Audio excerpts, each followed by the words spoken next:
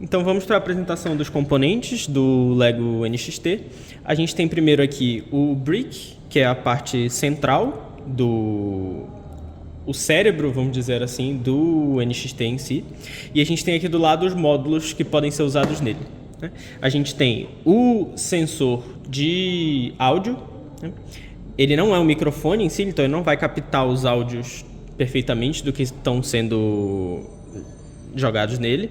Ele somente é um medidor de intensidade de áudio. Então, se você tiver um áudio que passe do limite de intensidade dele, ele vai dar como ativo ou vai dar como falso se não passar desse limiar.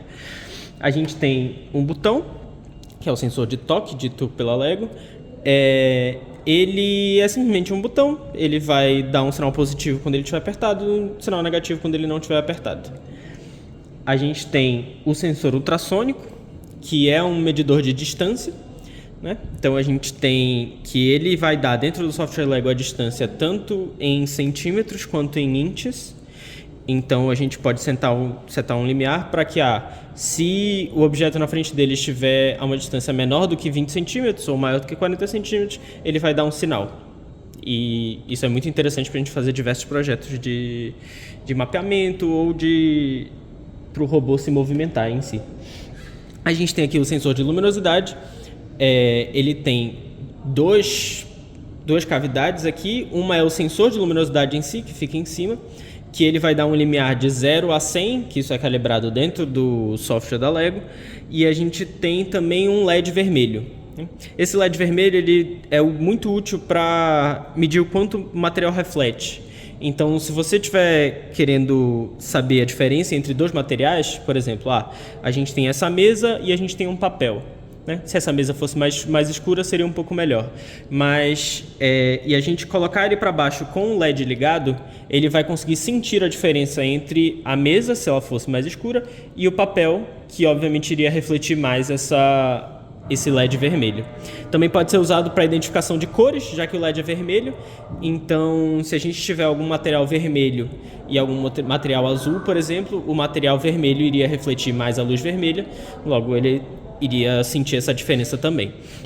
A gente tem também aqui o motor, certo? Esse motor ele pode ser utilizado tanto como um sensor de ângulo, para saberes exatamente qual é a posição que ele está, assim como um motor de carro, por exemplo, em que ele vai fazer as rotações nesse sentido, ou até como um servo.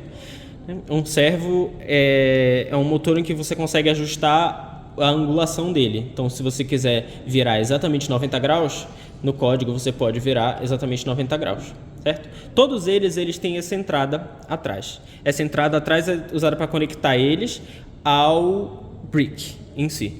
Então, a gente tem aqui os cabos, em 2 cabos de demonstração aqui para vocês. São os cabos da Lego mesmo, fechados. A gente tem que cada um desses sensores vai ter um clique, como se fosse um cabo de internet atrás deles.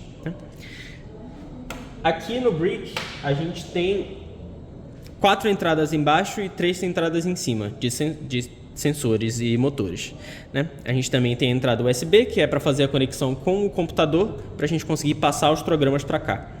Essas entradas de cima, vocês podem ver que elas estão escritas A, B e C, certo? Essas entradas A, B e C são para motores. Só motores podem ser usados aqui em cima. Ela não vai ler as entradas dos sensores. E as aqui de baixo, que tem 1, 2, 3 e 4, são 4 entradas para ser usadas em sensores. Então, essa é uma distinção que existe aqui. Você não pode usar sensores na parte de cima, no A, B e C, assim como você não pode usar motores na parte de baixo, onde é 1, 2, 3 e 4. Certo? Então, vamos ligar ele aqui para mostrar para vocês o funcionamento dele e fazer um teste básico de cada um desses sensores, certo? Então a gente tem, logo que a gente ligar ele, aparece aqui em cima o nome dele, o nome desse aparelho está com som, aparece a bateria dele e também aqui uma indicação do estado dele de carregamento, ou se ele está rodando alguma coisa, né? A gente tem aqui várias abas que a gente navega com os botões dele mesmo. Primeira aba mais importante é meus arquivos, é aqui que vão ficar todos os códigos que forem feitos no computador e passados para ele. Ele vai armazenar todos eles dentro dessa pasta, assim como arquivos de som. Eu cliquei aqui para entrar dentro da pasta. a gente tem aqui os arquivos de software, os arquivos dele próprio, os arquivos de som e os arquivos de dados. Então vamos voltar aqui. E dentro dele a gente tem também como programar ele a partir dele próprio, o que eu pessoalmente não indico, porque tendo o computador para fazer a programação, você tem muito mais liberdade, a não ser que seja uma coisa que tem que ser feita na hora e não tenha acesso ao computador. Aqui tem, de novo, o Datalog, para você ver a distribuição de dados, que você pode criar alguma distribuição de dados também dos sensores nele. Aqui é o tipo de visualização. Você tem também o Bluetooth, ele pode ser conectado por Bluetooth com o computador ou com um celular para usar de controle, assim como ele pode ser conectado com outro brick para que você tenha, por exemplo, 2 carros conversando ou um controle remoto e um carro. Também são coisas que dá para fazer. A gente tem também aqui as configurações, que é onde a gente usa para alterar o volume, botar ele em modo sleep, para ele dormir. A gente tem a versão dele, como apagar os arquivos também, certo?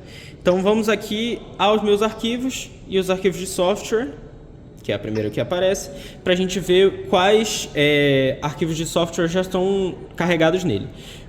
Para a demonstração inicial, o que eu fiz aqui foi, eu deixei um arquivo para cada sensor, para a gente fazer com que o motor dê uma rotação assim que aquele sensor passar de um limiar. Então, o primeiro que a gente tem aqui é o botão. Então, a gente clica nele aqui, ele vai dar que você pode ou apagar esse arquivo ou rodar ele, certo? Primeiro, vamos fazer as conexões. Nessa demonstração, em todas essas demonstrações, eu deixei o motor ligado na conexão A e o sensor ligado na conexão 1.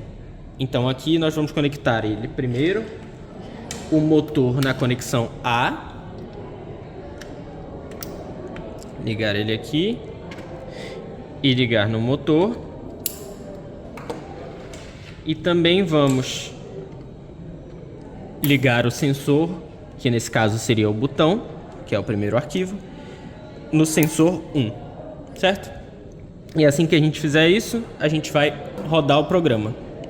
A partir do momento que o programa está rodando, vocês vão perceber que no momento que eu apertar nesse botão, o motor vai fazer uma rotação, exatamente uma rotação, que é o que eu programei no arquivo, certo? Então a gente tem primeiro o botão, que como eu falei para vocês, quando ele apertar, ele vai identificar e vai fazer a rotação.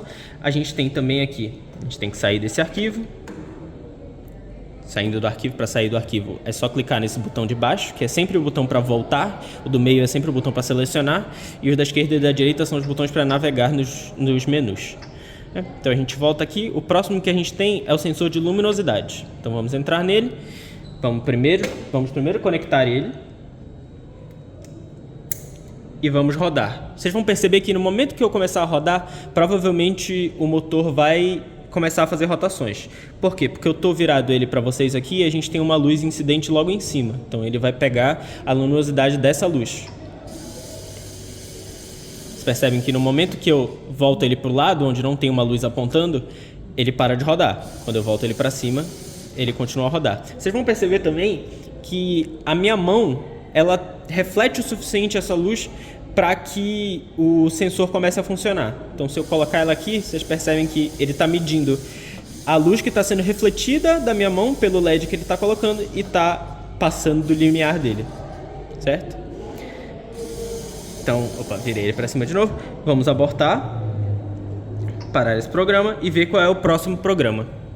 A gente tem aqui o botão que está rodando, o próximo era o luminosidade e a gente tem aqui o microfone agora. Então vamos entrar nele, primeiro desconectar o sensor de luminosidade, deixar os que já foram aqui ao lado e vamos ao microfone, certo? Colocamos o microfone aqui, podemos rodar o programa e o que vocês vão perceber é que enquanto eu estiver falando, o motor vai funcionar. Então, se eu continuar falando aqui, o motor vai continuar rodando até que eu pare de falar, porque ele é um sensor de intensidade de som. Vamos abortar ele, tirando o microfone. A gente tem aqui agora o sensor ultrassônico, que mede a distância em si. Eu configurei ele aqui para medir uma distância de 20 centímetros. Caso o objeto na frente dele esteja a menos do que 20 centímetros, ele vai acionar o motor. Então vamos de novo. Abortamos o microfone, clicamos nesse botão para poder voltar ao menu anterior. E vindo aqui para a direita, a gente acha o sensor ultrassônico, certo? Vamos apertar e vamos apertar para ele rodar esse programa, certo? Percebe que eu estou apontando o sensor para cima, então você não vai ver nenhum movimento. A partir do momento que eu apontar ele para a mesa, o motor começa a funcionar. E eu posso até levantar ele um pouco da mesa, teoricamente até 20 centímetros. No momento que eu passo de 20 centímetros, ele para de funcionar, certo? Então, a gente tem aqui, por exemplo, usando minha mão como referência. A partir do momento que ele passa do limiar dele, ele para de funcionar. No momento que ele volta para o limiar dele, ele volta a funcionar. Você percebe que o limiar é bem aqui. Correto? Vamos retirar ele, deixar ele aqui de lado e abortar a utilização do programa, certo? Então essa foi a primeira demonstração das funcionalidades e dos sensores em si. Nos próximos vídeos nós vamos estar aprendendo como fazer esses programas, assim como formas boas de se utilizar esses sensores e os motores. Então, por último, aqui para desligar o brick, a gente vai clicar no botão de voltar, quando a gente estiver no botão inicial, e vai apertar aqui, está perguntando se a gente quer desligar ou não, a gente vai no botão de correto e ele desliga. Então, até o próximo vídeo.